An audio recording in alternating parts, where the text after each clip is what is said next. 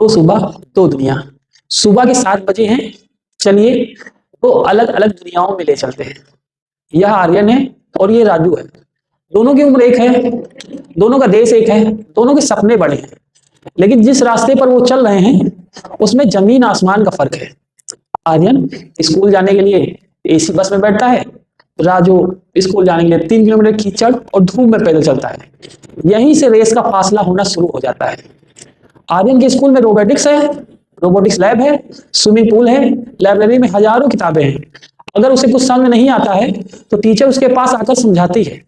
उसे बताया जाता है कि तुम लीडर बनोगे, तुम दुनिया जीतोगे और तुम दुनिया बदलोगे। दूसरी तरफ राजू है, उसे आज तक कंप्यूटर छूने को नहीं मिला, उसे स्कूल में इंग्लिश का टीचर ही नहीं है। उसे बस इतना सिखाया जाता है कि किसी तरह पास हो जाओ। आर्यन कॉन्सेप्ट सीख रहा है, राजू सिर्फ रट्टा मार रहा है।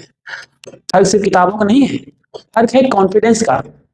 आर्यन को बचपन से सिखाया गया है कि दुनिया उसकी मुट्ठी में है, उसकी गलतियों को सुधारा जाता है। राजू को बचपन से सिखाया गया है कि उसे अपनी हद में रहना है, उसकी गलतियों पर उसे डांटा जाता है। जब ये दोनों 18 साल के होंगे तो दुनिया इनसे क्या कहेगी? दुनिया कहेगी चलो अब एक ही एग्जाम दो, एक ही कंपटीशन में बैठो। ये सबसे बड़ा झूठ है जो हम खुद से बोलते हैं कि मेहनत करने वाला ही जीतता है।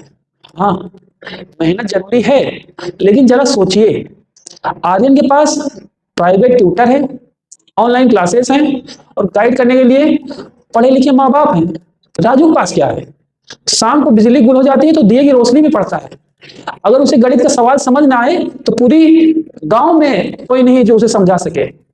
शायद राजू आर्यन से ज्यादा होशियार, शायद वो बेहतर इंजीनियर बन सकता था, शायद वो देश का अगला बड़ा वैज्ञानिक होता, लेकिन अफसोस उसका टैलेंट सुविधाओं की कमी और गरीबी के बोझ तले दबकर मर जाएगा। और आर्यन जो औसत एवरेज होकर भी अपनी सुविधाओं के दम पर आगे निकल जाएगा। ये वीडियो किसी को दोषी ठहराने के लिए नहीं है। आर्यन के माता पिता गलत नहीं है, वो उसे अच्छी सुविधा दे रहे हैं, अच्छी शिक्षा दे रहे हैं। गलत ये सिस्टम है जिसने राजू को पीछे छोड़ दिया। सवाल यह है कि हम इस खाई को कैसे भरेंगे, क्योंकि जब तक राजू को सही स्कूल नहीं मिलेगा भारत असल मायने में विकसित नहीं हो गया। जरा सोचिए और आवाज उठाइए। जो कुछ आप हल्का फुल्का कर सकते हैं इसके बारे में करिए और अपने बच्चों पे ध्यान दीजिए। अपने अगल बगल के बच्चों को देखिए कि उनको क्या असुविधाएं हो रही है, अपने गांव को देखिए क्या असुविधाएं हो रही है, क्या सुविधाएं होनी चाहिए। ऐसे ही मुद्दों को आप उठाइए। धन्यवाद। जय हिंद।